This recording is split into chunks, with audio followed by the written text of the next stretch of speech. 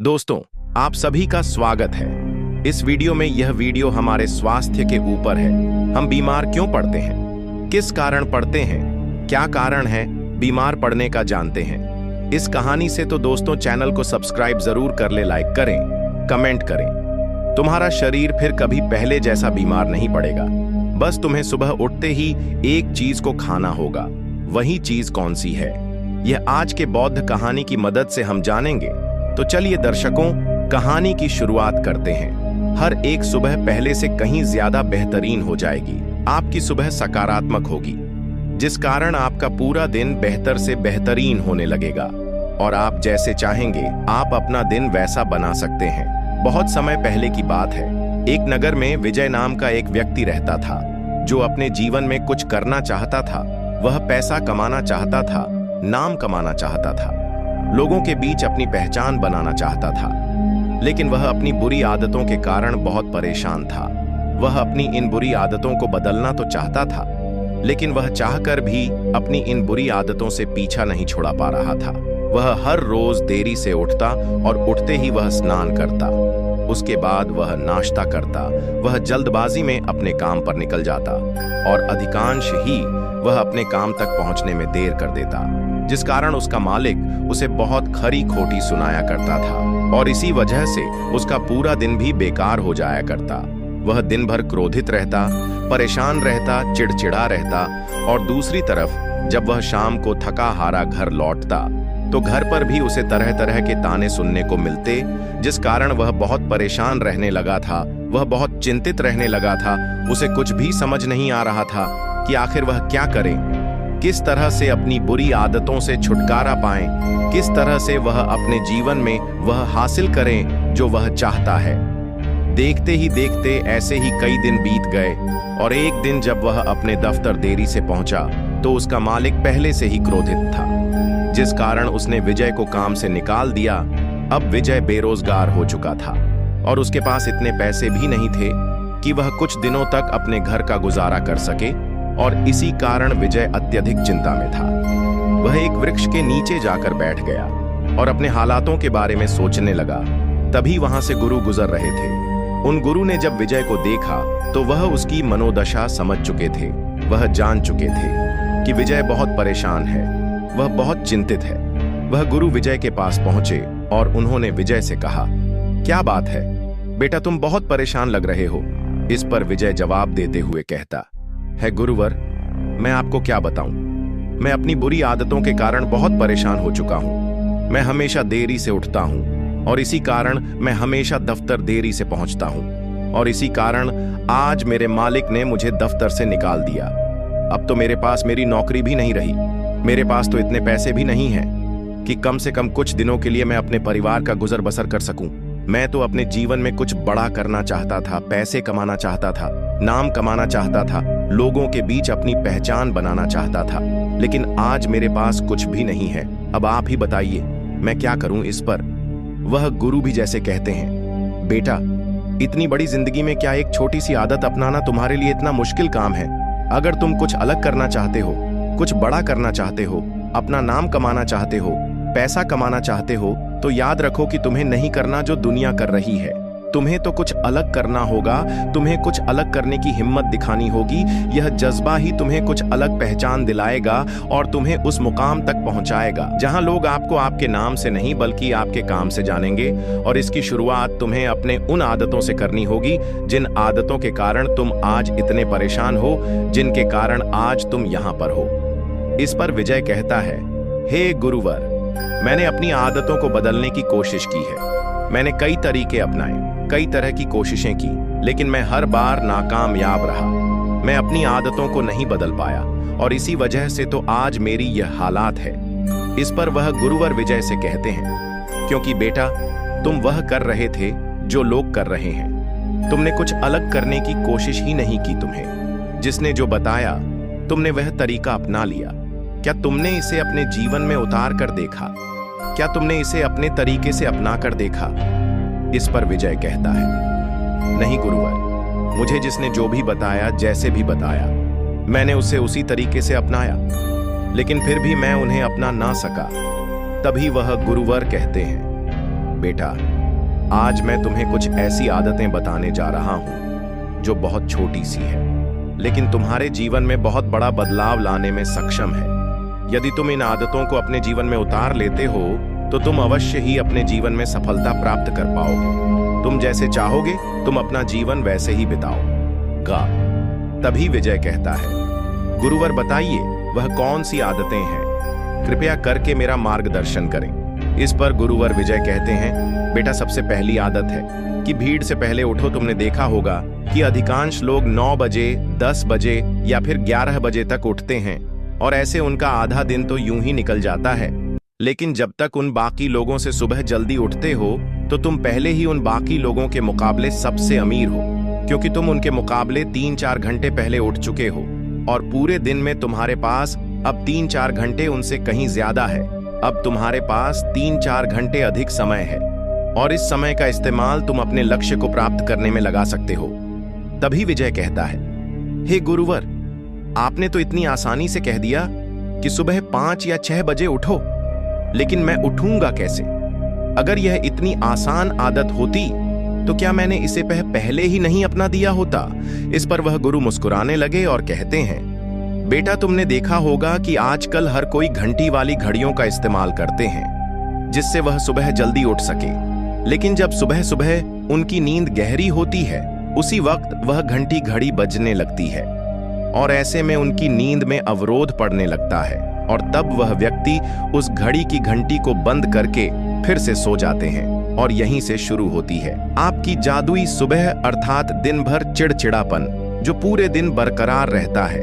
इसीलिए यह कोशिश करो कि जैसे ही आपकी घंटी बजे आप पहले ही घंटी के साथ अपने बिस्तर को छोड़ दें और उठकर तैयार हो जाएं। इससे आपकी सुबह बेहतरीन हो जाएगी, आप तरोताजा महसूस करेंगे और इसी समय आपके भीतर सकारात्मकता का प्रभाव भी होगा, जिससे पूरे दिन आपका मस्तिष्क केवल सकारात्मक विचारों पर ही काम करता है।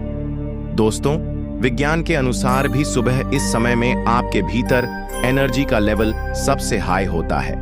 विज्ञान भी यही कहता है कि सुबह जल्दी उठने से हमारे दिमाग पर तनाव कम पड़ता है और हमारा मस्तिष्क कुछ ऐसे हार्मोन्स छोड़ता है जिनके कारण हम दिन भर तनाव मुक्त रहते हैं और हमारा पूरा दिन खुशनुमा रहता है।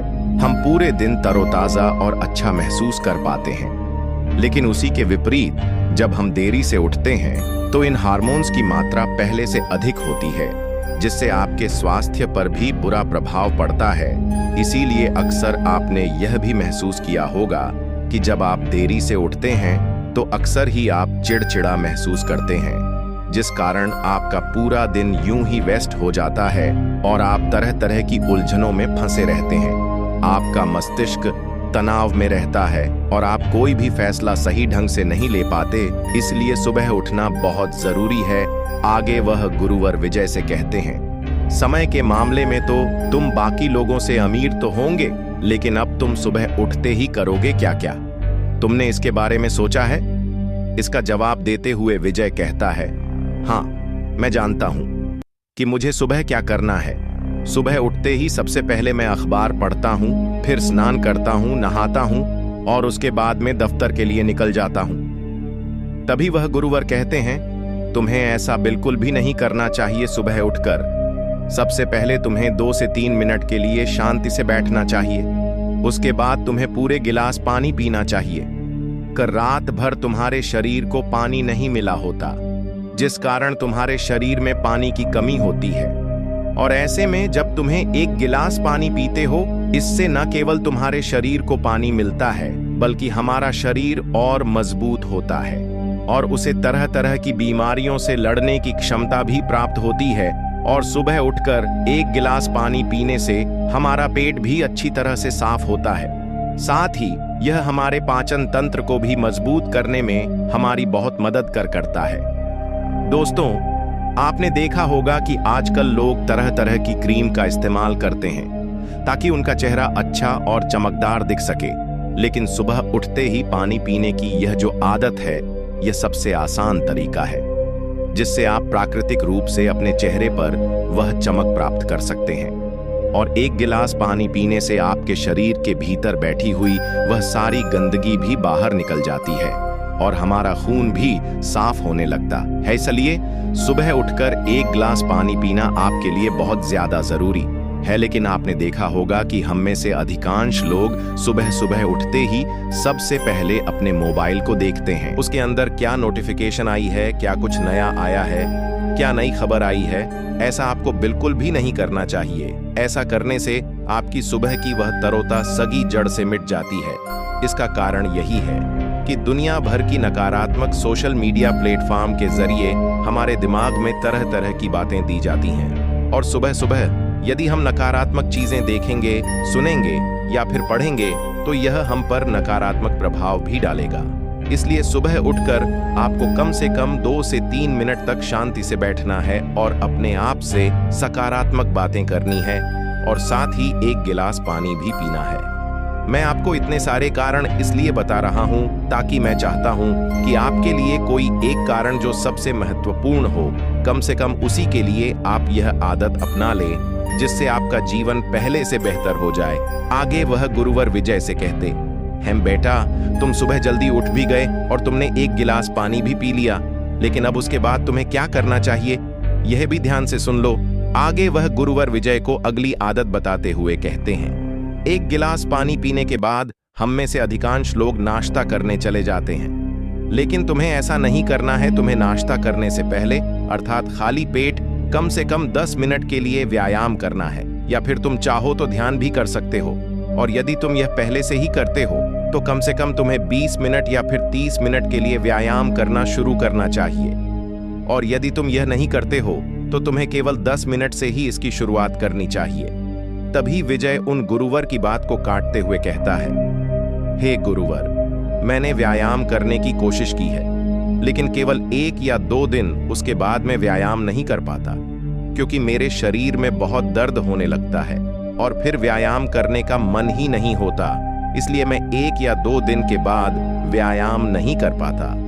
इस पर वह गुरु मुस्कुराने लगे और विजय से कहते हैं, बेटा शुरुआती दिनों में आपको व्यायाम करने में थोड़ी सी परेशानी तो अवश्य आएगी। बदन भी दर्द होगा, क्योंकि आपके शरीर को व्यायाम करने की आदत नहीं है और आपने अचानक ही व्यायाम करना शुरू कर दिया, जिससे आपके शरीर की ऊर्जा की खपत होती है, जिससे आप थकान महसूस करने लगते हैं, आपको दर्द भी महसूस होता है और इसी कारण हम व्यायाम करना छोड़ देते हैं।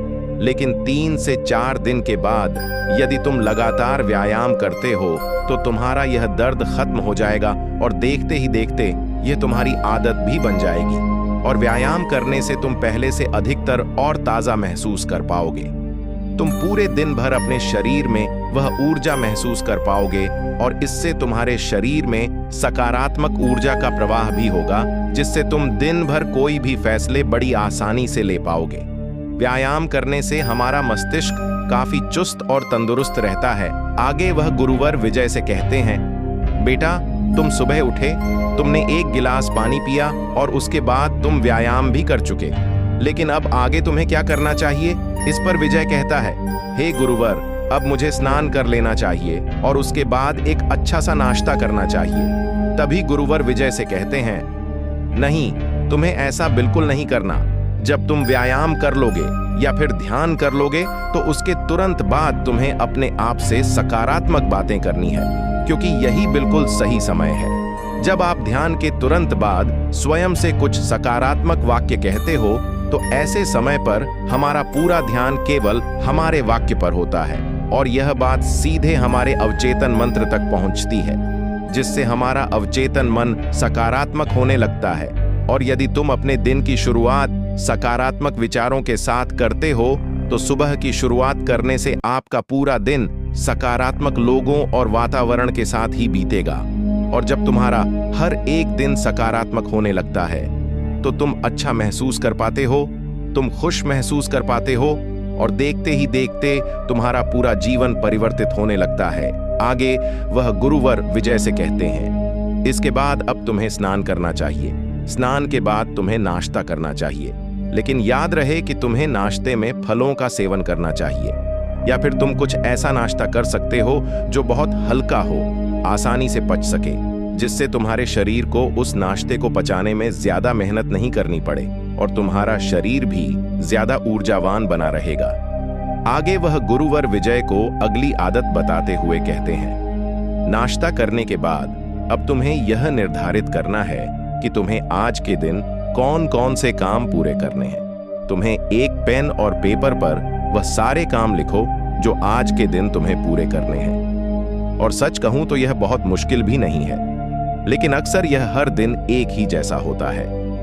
दोस्तों, मान लीजिए जैसे कि आप एक विद्यार्थी हैं, तो आपको विद्यालय जाना होगा और विद्यालय से आने के बाद आपको जो भी घर काम मिला है वह आपको पूरे करने होंगे। और उसके बाद आप चाहें तो पढ़ाई कर सकते हैं या फिर आप चाहें तो खेलने जा सकते हैं। और उसके बाद बीच बीच में आप भोजन भी ग्रहण कर सकते हैं। और फिर शाम को अपना भोजन ग्रहण करने के बाद आप सो जाएंगे। कुछ इसी तरह से एक कर्मचारी का भी रूटीन होता है। और आप चाहे तो समय अनुसार इसमें बदलाव भी ला सकते हैं। जैसे कि मान लीजिए आप कोई नौकरी करते हैं या और आज के दिन कोई छुट्टी है, तो आज आप यह तय कर सकते हैं कि आप कुछ अलग करने वाले हैं। आप उसके अनुसार अपने समय में बदलाव भी कर सकते हैं। यह आदत भले ही छोटी सी है और हो सकती है कि यह आपको अभाव भी लगे, लेकिन यकीन मानिए कि यह रोज रोज आपको यह समझाए कि आखिर आपने कल क्या किया था और आज क्या किया है, आप पहले से कितना बेहतर हुए हैं। देखने में यह आपकी बहुत मदद करेगा। आगे वह गुरुवर विजय से कहते हैं, अगली आदत जो तुम्हें तुम्हारा लक्ष्य पाने में तुम्हारी मदद करेगी और वह है कदम उठाना। क्योंकि हम में से अधिकांश लोग अपने लक्ष्य को पाने के लिए कदम ही नहीं उठाते। वे लोग यह सोचते हैं कि कोई और आकर उनकी मदद करेगा, लेकिन ऐसा कभी नहीं होने वाला।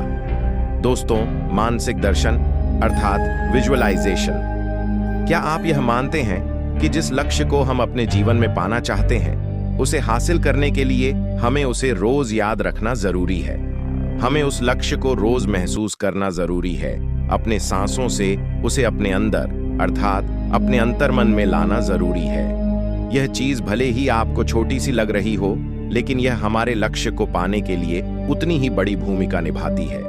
केवल रोज 5 से 10 मिनट के लिए मानसिक दर्शन करने पर न केवल हम अपने उचित मन को फिर से तैयार करते हैं, बल्कि उन लक्ष्यों को भी अपने जीवन में पाने के लिए उन्हें आकर्षित करते हैं। इसलिए विजुअलाइजेशन अर्थात मानसिक दर्शन सुबह का एक बहुत महत्वपूर्ण हिस्सा है और यह आप सभी के जीवन में होना ही चाहिए। आप सभी के हर एक दिन में होना ही चाहिए और इसे आप अपने समय के अनुसार, अपनी सू के अनुसार किसी भी समय कर सकते हैं। जैसे सुबह उठने के तुरंत बाद, या फिर ध्यान करने के बाद, या नहाने के बाद। और अगर नहाने के बाद तुरंत आप उस शक्ति का स्मरण करते हैं, तो अवश्य ही वह आपके जीवन का हिस्सा बन जाएगी। दोस्तों, ईश्वर का स्मरण करना और उन्हें धन्यवाद देना न केवल हमें एक सकारात्मक दृष्टिकोण प्रदान करता है, बल्कि हमारे सशक्त विचारों को, हमारे लक्ष्य को, मानसिकता को, हमारी कृत भाव को इस ब्रह्मांड से जोड़ देता है।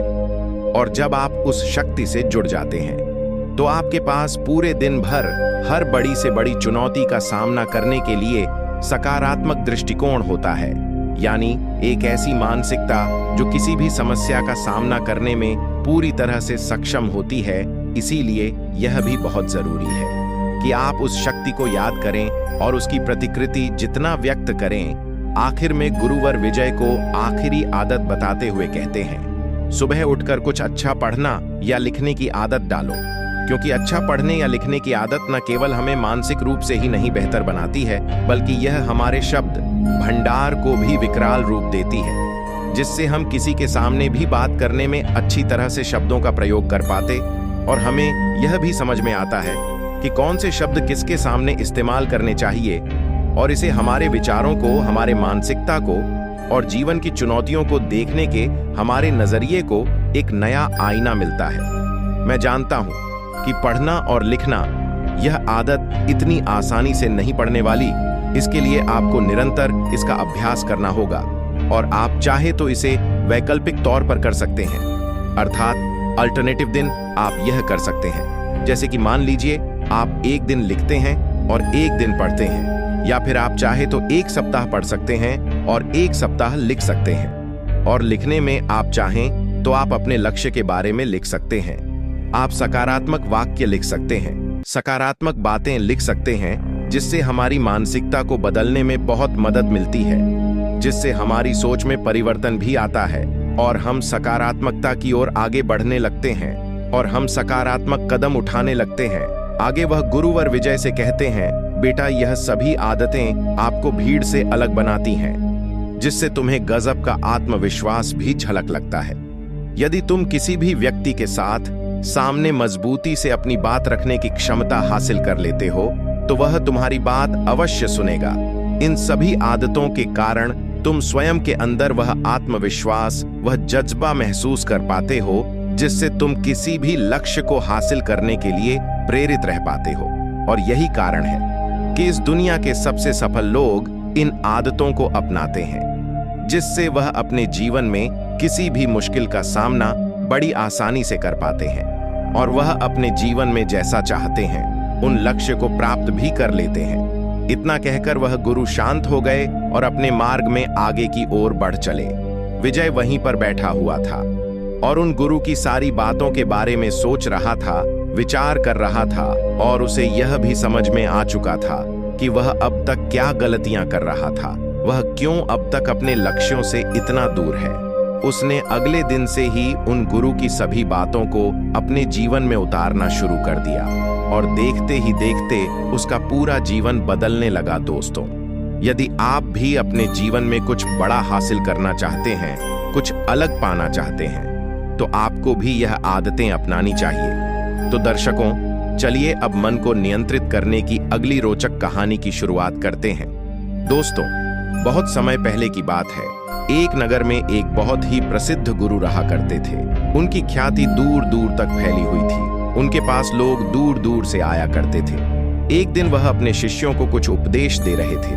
वह कह रहे थे, हमारा मन बहुत शक्तिशाली है, इसकी शक्ति अपार है। जिसने भी अपने मन पर नियंत्रण पा लिया वह अपने जीवन में कुछ भी पा सकता है। अपने मन का इस्तेमाल करके तुम वह सब कर सकते हो, तुम वह सब पा सकते हो जो तुम चाहते हो और इसमें तुम्हें कोई नहीं रोक सकता। वहां पर उपस्थित सभी शिष्य उन गुरु की सारी बातें ध्यानपूर्वक सुन रहे थे। तभी एक शिष्य खड़ा हुआ और उसने उन गुरुवर से कहा, हे गुरुवर, आखिर यह मन क्या है, हम कौन हैं और इस ब्रह्मांड में हमारा अस्तित्व क्या है। इस पर गुरु मुस्कुराने लगे और अपने उस शिष्य से कहते हैं, तुम कौन हो, पहले तुम मुझे यह बताओ। इस पर शिष्य कहता है, हे गुरुवर, मैं एक लड़का हूं, मैं आप ही के साथ इसी आश्रम में रहता हूं। मेरा नाम पृथ्वी है और मैं आपका एक शिष्य हूं। इस पर वह गुरु अपने उस शिष्य से कहते हैं, तुम कौन हो, पहले तुम मुझे यह बताओ। इस पर शिष्य कहता है, हे गुरुवर, मैं एक लड़का हूं, मैं आप ही के साथ इसी आश्रम में रहता हूं। मेरा नाम पृथ्वी है और मैं आपका एक शिष्य हूं। इस पर वह गुरु अपने उस शिष्य से कहते हैं, ठीक है, मैं यह समझ गया कि तुम्हारा नाम पृथ्वी है और तुम मेरे साथ मेरे आश्रम में ही रहते हो। तुम मेरे एक शिष्य हो, लेकिन यह तो तुम्हारा शरीर है जो हमें इस दुनिया में दिखाई दे रहा है, लेकिन आपके भीतर जो आपके शरीर को चलाने वाली शक्ति है वह तो दिखाई नहीं देती। और शरीर को चलाने वाली चैतन्य शक्ति को ही हम आत्मा कहते हैं। तभी वह शिष्य एक बार फिर उन गुरुवर से कहता है, हे गुरुवर, यह आत्मा क्या होती है। इस पर वह गुरुवर अपने शिष्य के इस सवाल का जवाब देते हुए कहते हैं, आत्मा हमें दिखाई नहीं देती, हम उसे केवल महसूस कर सकते हैं। ठीक उसी तरह जिस तरह यह हवा जिसे हम देख नहीं सकते, लेकिन इसे हम महसूस जरूर कर सकते हैं। दोस्तों, ठीक उसी तरह से बिजली भी है। बिजली से चलते पंखे को हम देख सकते हैं, लेकिन बिजली अर्थात उसे चलाने वाली ऊर्जा अदृश्य है। बिजली के बिना उस पंखे का कोई अस्तित्व नहीं आगे। वह गुरु अपने शिष्य से कहते हैं, ठीक इसी प्रकार हमारी आत्मा जब हमारे शरीर को छोड़कर चली जाती है तो हमारे शरीर का कोई अस्तित्व नहीं रह जाता। हमारा अस्तित्व वहीं पर समाप्त हो जाता है, जिसे हम मृत्यु कहते हैं। तभी मनुष्य एक बार फिर से खड़ा होता है और उन गुरुओं से कहता है, आप तो हमें मन के बारे में बता रहे थे, फिर आखिर हमारे मन और हमारी आत्मा का क्या संबंध है। इस पर वह गुरु कहते हैं, अपने शिष्य को समझाते हुए कहते हैं, भंते हमारी आत्मा 3 काम करती है, मन, बुद्धि और संस्कार। चलो मैं तुम्हें इसे एक उदाहरण के तौर पर समझाता हूँ। जब भी तुम्हारे सामने परीक्षा निकट होती है तो उस समय तुम्हें अधिक से अधिक पाठ्यक्रमों को याद करने की आवश्यकता पड़ती है, और ठीक उसी समय हमारे मन में से एक आवाज आती है कि मैं इतना सब कुछ एक दिन में याद नहीं कर सकता, लेकिन हाँ, मैं नकल जरूर कर सकता हूँ, या फिर मैं किसी से पूछ सकता हूँ। ठीक इसी प्रकार हमारे मन में कई प्रकार के विचार उत्पन्न होने लगते हैं, और जब आप इन सब विचारों को पढ़कर किसी एक विचार पर निर्णय लेते हैं, अर्थात किसी एक विचार पर संकल्प लेते हैं, तो इसी फैसले को बुद्धि कहते हैं। और वहीं पर यदि आपकी बुद्धि भी आपसे यही कहती है, हाँ, तुम नकल करके अवश्य ही उत्तीर्ण हो जाओगे और ऐसा करना सही है, तो ये हो गया आपका संस्कार। और एक बार यदि आपका संस्कार बन गया तो सोच किसी काम की नहीं रह जाती, संस्कार ही हमारे व्यवहार में रह जाता है। जैसे कि अभी आप किसी के बच्चे हैं, किसी के भाई, किसी के बहन, किसी की माता या फिर पिता, सभी के जीवन में आप एक अलग और अहम भूमिका निभाते हैं। आपकी अलग अलग जिम्मेदारियां भी हैं, लेकिन आप हैं तो एक ही, ठीक इसी प्रकार हमारी आत्मा भी है। वह है तो एक ही, लेकिन वह 3 अलग अलग काम करती है। मन, बुद्धि और संस्कार, और हमारी आत्मा की सबसे पहली सोच में शक्ति है। मन, क्योंकि हमारा मन बहुत शक्तिशाली होता है, इसमें अपार शक्ति होती है। मन में ही सोचने और विचारने की क्षमता होती है। हमारे मन में ही इच्छा शक्ति और कल्पना शक्ति है।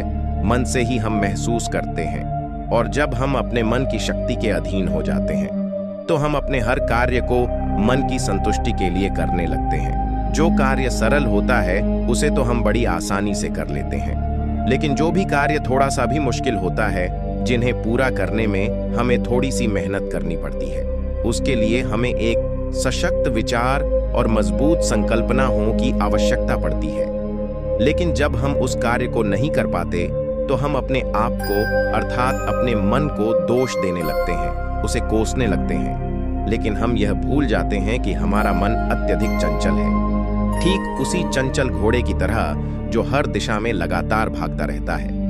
मन उस जिद्दी बच्चे की तरह होता है जो किसी की बात नहीं मानता, और अंततः उसे जो चीज चाहिए वह उसे हासिल करके ही रहता है।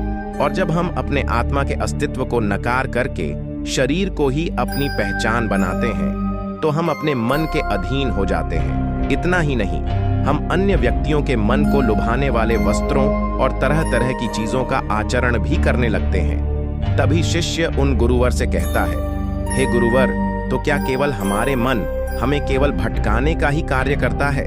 क्या इसका और कोई कार्य नहीं?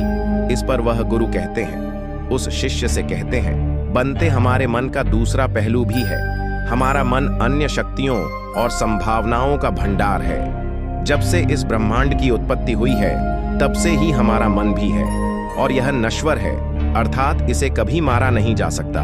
यह एक शरीर छोड़कर दूसरे शरीर में बस जाता है, और जब हम यह महसूस कर पाते हैं कि हमारा अस्तित्व इस नश्वर शरीर से कहीं आगे है, तब हम यह भी समझ पाते हैं कि हमारी आत्मा इस ब्रह्मांड का एक अंश है। हम अपने मन के अनंत शक्ति को महसूस कर पाते हैं। इस दुनिया में जन्म लेने वाले महान वैज्ञानिक और बड़े से बड़े लोग भी अपने मन का केवल 15% हिस्सा ही इस्तेमाल कर पाए हैं, और जब केवल 15% शक्तियां हासिल करने के बाद भी वह अपना नाम अमर कर गए, तो जरा एक बार के लिए अंदाजा लगाइए कि अगर आपने अपने मन का 100% इस्तेमाल कर लिया तो आप किस प्रकार की संभावनाओं को हासिल कर सकते हैं। एक औसत व्यक्ति अपने मन का केवल 5% हिस्सा ही इस्तेमाल कर पाता है, और बची हुई सारे 95% शक्तियां हमारे साथ ही यूं ही व्यस्त हो जाती हैं। हमारे मन में हर रोज हजारों विचार जन्म लेते हैं, और जब वैज्ञानिकों ने हमारे मन पर शोध की तो उन्हें पता लगा कि यह मुख्य 4 प्रकार के होते हैं, जिनमें सबसे पहला है सकारात्मक विचार, लेकिन इनकी मात्रा बहुत कम होती है। जो भी व्यक्ति सकारात्मक विचार रखता है वह जीवन में कुछ भी हासिल कर सकता है। वह हमेशा खुश और आनंदित रहता है। वह किसी भी बड़ी से बड़ी समस्या या परिस्थितियों का सामना करने में सक्षम होता है। अगला है नकारात्मक विचार। इसमें बुराई, कमजोरी और विकृत मानसिकता वाले विचारों का समावेश होता है। ऐसे व्यक्ति हमेशा एक दूसरे से शिकायत करते रहते हैं। वह एक दूसरे से जलते हैं, ईर्ष्या करते हैं और वह अपने जीवन में कभी कुछ हासिल नहीं कर पाते। तीसरा है आवश्यक विचार। यह ऐसे विचार होते हैं जो हमारे दिनचर्या से संबंधित होते हैं, जैसे आज मुझे इस काम को इतने समय पर पूरा करना है, आज मुझे इतने सारे काम करने हैं, इन लोगों से मिलना है, इनसे बातें करनी है, मुझे यह करना है, मुझे वह करना है। ऐसे ही कई प्रकार के विचार जो हमारी दिनचर्या से संबंधित होते हैं, और यह सभी हमारे लिए आवश्यक विचार होते हैं। हम दिन भर जो भी कार्य करते हैं वह हमारे आवश्यक विचारों के कारण ही होता है। चौथा है व्यस्त विचार। इसमें जितने भी विचार होते हैं वह सभी बीती घटनाओं से प्रेरित होते हैं। जैसे कि पिछले साल मेरे मित्र ने मुझे धोखा दिया था, इसलिए मैं उससे बात नहीं करना चाहता, मैं उससे नफरत करता हूं। इन विचारों को सोचकर ही हम दुख ओढ़ लेते हैं, सुनी सुनाई बातों के बारे में सोच रहते हैं और मन ही मन परेशान होकर अलग अलग विचार सोचते रहते हैं। और एक मनोवैज्ञानिक विश्लेषण के अनुसार हमारे मन में आने वाले 80 प्रविचार भूतकाल की बीती घटनाओं से ही प्रेरित होते हैं और 15 प्रविचार भविष्य की कल्पनाओं से संबंधित होते हैं। जैसे मैं भविष्य में यह करूंगा, यदि मैं ऐसा करूंगा तो मुझे वैसा मिलेगा, मैं यह करूंगा, मैं वह करूंगा, मुझे यह मिलेगा, मुझे वह मिलेगा। और बचे हुए केवल 5% विचार ही हम वर्तमान में रहकर जीते अर्थात वर्तमान समय से संबंधित होते हैं, जबकि हम यह भूल जाते हैं कि वर्तमान हमारे लिए कितना कीमती है और यह आप भी अच्छी तरह से जानते हैं। तभी शिष्य एक बार फिर उन गुरुवर से कहता है, हे गुरुवर, आखिर यह व्यर्थ के विचार हमारे जीवन पर किस प्रकार प्रभाव डालते हैं? इसका जवाब देते हुए वह गुरुवर अपने उस शिष्य से कहते हैं, भंते, जब हम अपने विचारों को अपनी बौद्धिक शक्ति से खुद पर हावी कर लेते हैं तो यह हमारे संस्कार बन जाते हैं और यही संस्कार हमारे व्यवहार में भी झलकता है और यही हमारे जीवन में घटने वाली घटनाओं का निर्धारण भी बनता है। मान लीजिए, क्या आपने हाल ही में कोई ऐसा बुरा अनुभव किया है जिसे आप भुलाना चाहते हैं लेकिन आप भुला नहीं पा रहे हैं? आपके साथ कुछ ऐसा घटा है जो आप याद नहीं रखना चाहते और आपने उसी व्यक्ति के विचार को अपना संस्कार बना लिया, तो आप व्यर्थ ही परेशान रहेंगे, चिंतित रहेंगे और इसका परिणाम यह होगा कि आपका जीवन दुखों से भर जाएगा। आप हमेशा चिंता में परेशान रहेंगे। लेकिन उसी के विपरीत यदि आप अपनी बौद्धिक शक्ति का इस्तेमाल करके किसी सकारात्मक विचार को आत्मसात करते हैं तो आपका जीवन शांत और आनंदमय हो जाएगा। आप हर काम में मन लगा पाएंगे, आप हर काम में अपना 100% दे पाएंगे। इसलिए यह हम पर निर्भर करता है कि हम अपने मन को अपना सबसे अच्छा दोस्त बनाना चाहते हैं या दुश्मन, क्योंकि जैसे हमारे मन के विचार होंगे वैसे ही हमारी भावनाएं और व्यवहार भी होगा और फिर वैसा ही हमारा जीवन भी होगा, क्योंकि हमारे विचार के आधार पर ही हमारे मन की मान्यताएं निर्मित होती हैं और जैसे मान्यताएं होती हैं वैसा ही हमारा जीवन भी होता है, क्योंकि हमारे मन में उठने वाले विचार एक बीज की तरह है। जैसे विचार हम अपने मन में बोते हैं वैसे ही हमें फल भी मिलते हैं। यदि आप सच सकारात्मक विचारों के भी मन में बोएंगे तो आपका जीवन सकारात्मकता से भर जाएगा। फलस्वरूप आप खुश और आनंदित रहेंगे। आप किसी भी परिस्थिति का सामना करने में सक्षम होंगे। सकारात्मकता हमारे भीतर शक्ति का संचार करता है, जबकि नकारात्मक विचार हमारे मानसिक शक्तियों को कमजोर कर देता है, जिस कारण हम अधिकांश थकान और आलस महसूस करते हैं और हम अपने लक्ष्य की तरफ भी आगे नहीं बढ़ पाते। और ऐसे अधिकांश व्यक्ति अपने जीवन में कभी कोई लक्ष्य निर्धारित तक नहीं करते, जिस कारण उनका पूरा जीवन यूं ही व्यर्थ हो जाता है। वह अपना पूरा जीवन बिना किसी लक्ष्य के जीते हैं। आगे वह गुरु अपने शिष्य को आत्मा का दूसरा काम बताते हुए कहते हैं, दूसरी शक्ति है। बुद्धि हमारे मन और बुद्धि का एक दूसरे से बहुत गहरा संबंध है और इन 3 शक्तियों में बुद्धि सबसे महत्वपूर्ण है। इसी को हम अंतरात्मा की आवाज भी कहते हैं, क्योंकि यह कभी गलत नहीं होती, केवल आवश्यकता है।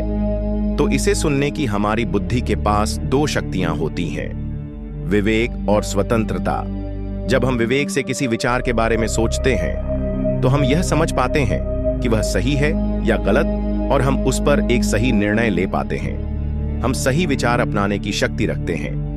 हमारी बुद्धि को विवेक और स्वतंत्र इसलिए दी गई है ताकि हम अपने हर काम को स्वतंत्रता पूर्वक तथा विवेकपूर्ण होकर अपने काम को कर सके, जिससे हम अपने कर्म के प्रति स्वयं उत्तरदायी हो, न कि ईश्वर, क्योंकि ईश्वर कभी भी हमारे कदमों में दखलंदाजी नहीं करते। हम स्वयं अपने विवेक से अपने जीवन के निर्णय लेते हैं। हम अपनी बुद्धि के विवेक से ही सही और गलत का फैसला करते हैं, और जब हमारी बुद्धि किसी बात को लेकर अपनी अंतरात्मा को परख है, उसका विश्लेषण करती है, तो वह हर बात का वास्तविक फैसला कर पाती है। इसलिए आपने कभी ना कभी यह महसूस किया होगा कि जब भी आपने अपने अंतरात्मा की आवाज सुनी है और आपने एक सही निर्णय लिया है, तो आपको एक सुकून महसूस होता है। और इसी के विपरीत जब आप अपने अंतरात्मा की आवाज नहीं सुनते और कोई गलत निर्णय लिए बैठते हैं, तब आप अंदर ही अंदर ग्लानि से भर जाते हैं, और तब हमारी अंतरात्मा हमें एक कचोटने लगती है, जिससे हमारा आत्मविश्वास डगमगाने लगता है, और हम जीवन के छोटे से छोटे और बड़े से बड़े फैसले लेने में भी कतरा लगते हैं। तब हमारे भीतर तनाव उत्पन्न होने लगता है, चिंता बढ़ने लगती है, और हर एक दिन हमारी क्षमताएं भी कमजोर पड़ने लगती हैं, जिस कारण हमारे जीवन में दुख बढ़ने लगता है। हम अपने भीतर एक तनाव महसूस करते हैं, और यह तनाव हमारी थकान और आलस का कारण बन जाता है। हम देखते ही देखते चिड़चिड़ी छोटी बातों पर हम नाराज होने लगते हैं, परेशान होने लगते हैं, और इसका कारण है कि धीरे धीरे हम खुद को अपनी आत्मा से अलग समझने लगे हैं, क्योंकि हमने अपना अस्तित्व अपने शरीर तजक ही सीमित कर दिया है, और अपनी बुद्धि को हम आध्यात्मिक से बहुत दूर ले जा चुके हैं। और यही कारण है कि हम अपनी बौद्धिक शक्ति भी खोते जा रहे हैं, और हम अपनी बुद्धि का विवेक भी धीरे धीरे करके खो रहे हैं। लेकिन आप चाहे तो आध्यात्मिक और ध्यान की मदद से अपनी खोई हुई बुद्धि अर्थात विवेक को फिर से वापस ला सकते हैं। लेकिन अब आप कहेंगे कि हमारे पास तो समय ही नहीं है, तो इसका बहुत ही सीधा सा जवाब है, समय किसी के पास नहीं होता। लेकिन आप चाहे तो अपने लिए समय जरूर निकाल सकते हैं।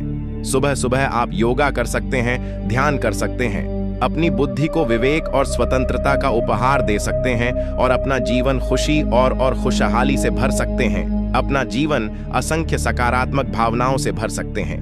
जब हम सुबह सुबह ध्यान करते हैं, तो इससे हमारी आत्मा भी सकारात्मक ऊर्जा से भर जाती है। खुद के साथ हम एक जुड़ाव महसूस कर पाते हैं। दिन भर हम एक ऊर्जा महसूस कर पाते हैं, जिससे हम खुश रह पाते हैं, आनंदित रह पाते हैं, और दिन भर हम अपने भीतर आत्मविश्वास महसूस कर पाते हैं। आगे वह गुरुवर अपने उस शिष्य से आत्मा का तीसरा काम बताते हुए कहते हैं, संस। लेकिन अब आपके मन में यह प्रश्न उठ रहा होगा, क्या करें? संस्कार क्या होते हैं? तो इसका भी बहुत ही सीधा और सरल सा जवाब है, मन में आने वाले विचारों को जब हम अपनी बुद्धि के तराजू पर तोलते हैं, और सही और गलत में से किसी एक विचार को जब हम चुन लेते हैं, तो वही हमारा संस्कार बन जाता है और हमारे जीवन का निर्धारण करता है। और हमारे संस्कार ही हमारे व्यवहार में उतरते हैं, जो हमारे कामों को भी संचालित करते हैं, और यही हमारे व्यक्तिगत अर्थात हमारी पर्सनैलिटी का निर्माण भी करते हैं। हमारा मन, बुद्धि और संस्कार तीनों एक दूसरे से जुड़े हुए हैं। वह तीनों एक दूसरे को प्रभावित करते हैं। अगर संस्कार अच्छे हैं तो मन और बुद्धि भी सकारात्मक रूप से अच्छी तरह काम करती है। यह बात तो आप भलीभांति जानते होंगे कि इस पृथ्वी पर असंख्य लोग हैं, लेकिन उन सभी के संस्कार एक दूसरे से अलग हैं। उन सभी का आचरण भिन्न है, और जिस का कारण है संस्कार। और यह संस्कार भी 5 प्रकार के होते हैं, जिनमें सबसे पहले है मूल संस्कार। जब परमात्मा के धाम से आत्मा इस सृष्टि पर आती है, तब वह पवित्र संस्कारों से भरपूर होती है। और यही कारण है कि जब भी हम किसी छोटे नवजात शिशु को देखते हैं, तब हम उसके प्रति आकर्षित होने लगते हैं, क्योंकि उसमें हमेशा हमें प्रेम, सकारात्मक भावना ही नजर आती है। लेकिन जैसे जैसे वह बच्चा बड़ा होने लगता है, तो वह भी इस समाज की सीमित मानसिकताओं में बड़ा होने लगता है, और धीरे धीरे वह अपने अस्तित्व को भूल जाता है। और देखते ही देखते उस बच्चे में लालच, लोभ, क्रोध, मोह आदि अनेक प्रकार के गुण अपने आप ही पनपने लगते हैं, जिस कारण वह अपने मूल संस्कारों को खो बैठता है। आगे वह गुरु है, दूसरे संस्कार बताते हुए कहते हैं, पूर्व जन्म के संस्कार। यह संस्कार हमें अपने पूर्वजों जन्मों के किए गए कर्मों से मिलते हैं और यही कारण है कि आपने कभी कभी भी सुना ही होगा कि किसी 5 वर्षीय बच्चे ने पूरे शास्त्रों का अध्ययन कर लिया है। किसी बच्चे को ऐसी ऐसी भाषाएं आती हैं जिसके बारे में आप तक नहीं जानते, जो उसके परिवार में कभी बोली तक नहीं जाती। क्या आपने कभी यह सोचा है आखिर यह संस्कार उनमें कहां से आए और यह दिया संस्कार उनके अंदर उभरे हैं? तो हमारे अंदर क्यों नहीं, पूर्व जन्म के संस्कार तो हर आत्मा के अंदर उदय होते हैं, लेकिन उनकी तीव्रता अलग अलग होती है। जब पूर्व जन्म के संस्कार हमारी बुद्धि पर हावी हो जाते हैं तो हमारा विवेक काम नहीं करता और स्वतंत्रता छिन जाती है। हमारी इंद्रियां उन्हीं संस्कारों के अनुरूप काम करने लगती हैं। तीसरा है गर्भ संस्कार। यह संस्कार हमें माता के गर्भ में ही मिलता है। माता और पिता के आपसी चिंतक और विचारों का प्रभाव हमारे संस्कारों का निर्धारण करता है। आपने यह बात तो अवश्य ही सुनी होगी, अभिमन्यु को भी चक्रव्यूह को तोड़कर अंदर जाने का संस्कार मिला था, लेकिन उन्हें बाहर निकलने का संस्कार नहीं मिल पाया, क्योंकि उनकी माता को नींद आ जाने के कारण वह आगे की कथा नहीं सुन पाई थी। चौथा संस्कार है हमारे वातावरण, जिसे आप संगति कह सकते हैं। अगर हमारी संगति अच्छी रहती है तो हमारी आदतें और आचरण भी अच्छे और सकारात्मक होते हैं, लेकिन वहीं पर यदि हम बुरे वातावरण में रहते हैं तो हमारे संस्कार भी उनसे प्रभावित होंगे और हमारे अंदर भी नकारात्मकता और बुरे संस्कार ही पनप। 5वां संस्कार है दृढ़ता। हम दृढ़ता से अच्छा संस्कार बना सकते हैं और मुश्किल से मुश्किल कामों को हम आसानी से कर सकते हैं जब हम मनोबल का इस्तेमाल करके अपने भीतर कोई अच्छा संस्कार लाते हैं। तो इससे हमारा व्यक्तित्व चमकने लगता है और हमारा आत्मविश्वास भी बढ़ जाता है। हमारी आत्मा को इस संस्कार से एक सकारात्मक दिशा मिलती है और हम लगातार अपने लक्ष्यों की ओर आगे बढ़ते चले जाते हैं। इस पर शिष्य एक बार फिर खड़ा होता है और उन गुरु से कहता है, हे गुरु, आप कह रहे हैं कि हमारी आत्मा के 5 संस्कार हैं, जिनमें से क्या हम पहले 4 संस्कारों के प्रभाव को खत्म कर सकते हैं, अर्थात क्या उन्हें नया रूप दे सकते हैं? इसका जवाब देते हुए बदल अपने शिष्य से कहते हैं, यदि तुम चाहो तो अपने भीतर उन 4 संस्कारों को एक बार फिर से निर्मित कर सकते हो और इसके लिए तुम्हें 5वें संस्कार का इस्तेमाल करना होगा, अर्थात दृढ़ शक्ति और मनोबल से। यदि तुम चाहो तो अपनी दृढ़ इच्छा शक्ति और मनोबल से हर संस्कार को बदल सकते हो। दृढ़ता की यह शक्ति हर व्यक्ति में होती है, लेकिन आवश्यकता है तो केवल इसे जागृत करने की, और इसके लिए हर एक व्यक्ति को एक सकारात्मक संकल्प की आवश्यकता पड़ती है, क्योंकि आपका यही एक दृढ़ संकल्प आपको आपकी आत्मा से जोड़ देगा, जिससे आप अपने भीतर उन 4 संस्कारों को अर्थात अपनी क्षमताओं को जैसा चाहे वैसा रूप दे सकते हैं, और इसे ही हम आत्मिक ऊर्जा कहते हैं। इसका इस्तेमाल करके तुम अपने जीवन को एक नई दिशा दे सकते हो। तुम जैसा चाहो वैसा पा सकते हो, तुम जो भी लक्ष्य चाहो उसे हासिल कर सकते हो। बस इसके लिए तुम्हें अपनी दृढ़ इच्छा शक्ति को और मजबूत करना होगा और उस पर कायम रहना होगा। इतना कहकर वह गुरुवर शांत हो गए और शिष्य भी अच्छी तरह समझ चुका था कि आखिर उसे क्या करना है, वह किस तरह से इन सभी शक्तियों का इस्तेमाल करेगा और अपने जीवन में अपने लक्ष्य को हासिल करेगा। दोस्तों, मैं उम्मीद करता हूं कि यह कहानी सुनने से आपके जीवन में अच्छे बदलाव आए होंगे। आपको इस वीडियो से क्या सीखने मिला, यह कमेंट करके जरूर बताइए और अपने परिवार स्विंगल डस्ट या आपके करीब इंसान के साथ यह कहानी शेयर करके उन्हें भी इस जनान से परिचित करवाएं। बाकी अगर आपको यह वीडियो दिल से अच्छी लगी हो तो ही इस वीडियो को सब्सक्राइब कर देना, और आपको यह वीडियो कैसी लगी कमेंट करके जरूर बताएं। जय बुद्ध नमः।